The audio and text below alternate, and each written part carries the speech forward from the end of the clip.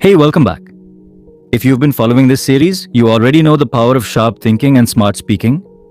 And if you're new here, you're in for something that might just change how you show up in conversations, meetings, interviews, even life. This episode is about mastering the art of speaking, not just talking, but really communicating. Speaking with clarity, confidence, and control, even when you're under pressure. Let's dive right in. Part 1. The myth of natural speakers.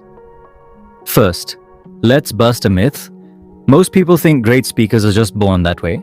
They're naturally confident, charming, articulate. But that's not true. The reality? Great speakers are trained, not born. Speaking well is a skill, just like writing, cooking, or playing guitar. And like any skill, it can be learned and mastered. So if you ever feel nervous, stuck, or blank when it's your turn to speak, you're not broken. You just haven't learned how yet. And that's what we're here to fix. Part 2. What happens in your brain when you speak? When you're asked a question? Especially unexpectedly, your brain does a little scramble. It searches for the right words, the right tone, the right way to say something smart and fast. Here's the trick. The goal isn't to talk faster. It's to think clearly and respond intentionally. Speaking smarter begins with calming your mental noise. You don't need to say something instantly. You just need to respond purposefully. A short pause before speaking isn't weakness. It's power. Use the pause. Own the silence. Let your brain breathe before your words run. Part 3. Master the message, not the words. Don't memorize lines. Memorize the message. Smart speakers don't repeat lines like a script. They understand what they want to say. They know the idea, and they trust their brain to shape the words. Before any conversation or speech, ask yourself, what's the one key point I want people to remember? What value am I trying to give? When you anchor yourself to a core message, your words naturally flow around it, even under pressure. This is why clarity beats fluency. It's not about fancy words, it's about clear meaning.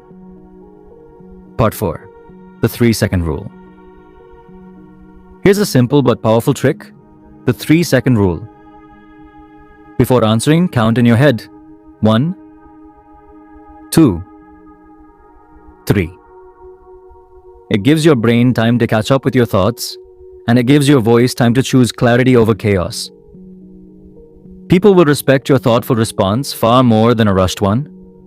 Even in arguments or debates, a calm pause makes you look composed, while the other person might sound scattered. Win with presence. Win with pause. Part 5. Talk like you write. Great speakers speak like good writers write. With structure, think of what you say in this simple format. Start strong, a question, a statement, or an image. Build up, give 1 to 2 points or a story. End with clarity, wrap up with one takeaway. Let's say someone asks, why is public speaking important? Instead of rambling, structure it. That's a great question. First, it builds confidence.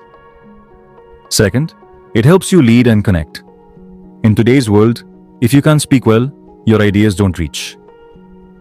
So it's not just important, it's essential. Clean, clear, confident. Part 6. Reframe fear. Most people fear speaking because they fear judgment.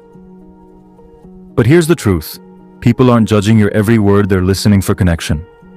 Your job isn't to be perfect, it's to be real. Instead of thinking, what if I mess up? Ask, what do they need to hear?